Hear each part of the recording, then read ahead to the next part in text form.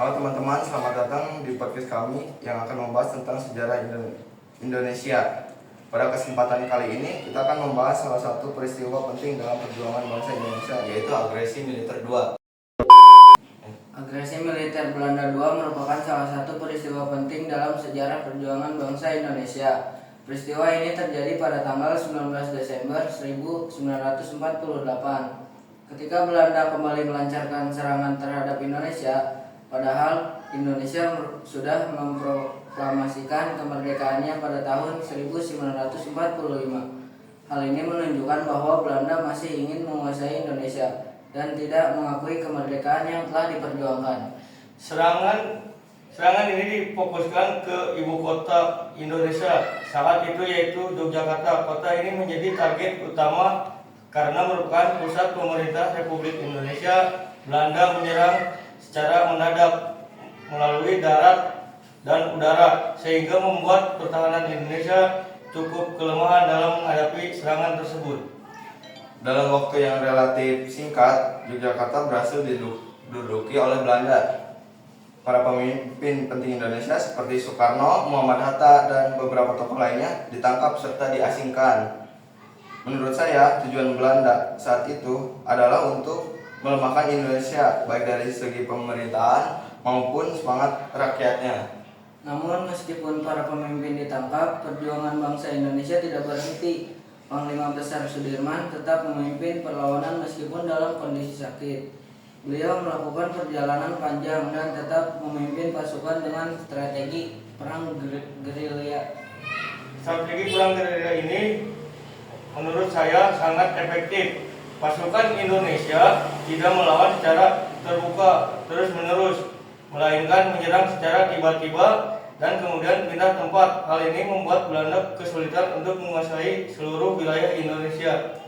Selain perjuangan melalui jalur militer, Indonesia juga berusaha mempertahankan pemerintahan.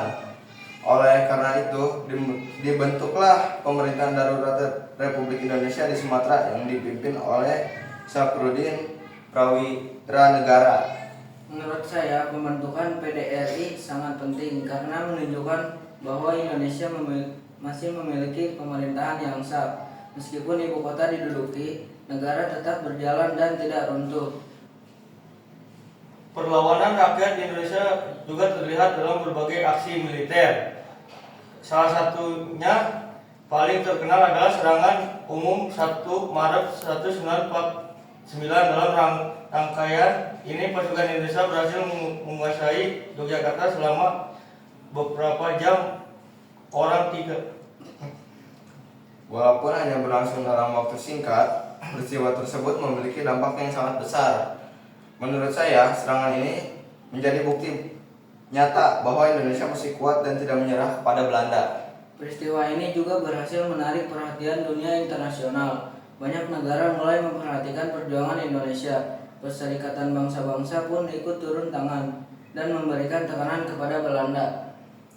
Akibat tekanan dari dunia internasional tersebut, Belanda akhirnya terpaksa menghentikan agresinya. Mereka kemudian kembali melakukan perundingan dengan pihak Indonesia secara jalan damai. Menurut saya, dari peristiwa ini kita bisa melihat bahwa perjuangan tidak hanya dilakukan dengan kekuatan fisik, tapi juga melalui diplomasi dan dukungan dari dunia internasional. Selain itu, semangat pantang menyerah dari para pejuang juga menjadi hal yang sangat penting. Meskipun menghadapi berbagai kesulitan, mereka tetap berjuang demi mempertahankan kemerdekaan Indonesia. Kita juga bisa belajar bahwa persatuan dan kerjasama sangat dibutuhkan dalam menghadapi ancaman dari luar. Tanpa adanya persatuan, perjuangan akan menjadi lebih sulit. Sebagai generasi muda, kita memiliki tanggung jawab untuk menghargai jasa para pahlawan. Salah satunya adalah dengan belajar dengan sungguh-sungguh dan menjaga persatuan bangsa.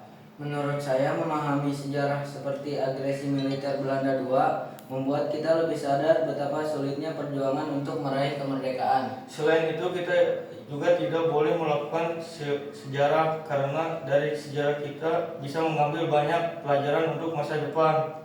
Dengan memahami sejarah, kita bisa menjadi generasi yang lebih bijak dan menghargai perjuangan. Itulah pembahasan mengenai agresi militer Belanda II. Semoga pemahaman ini bisa menambah wawasan dan pengetahuan kita. Terima kasih telah mendengarkan. Wassalamualaikum warahmatullahi wabarakatuh. Labanang al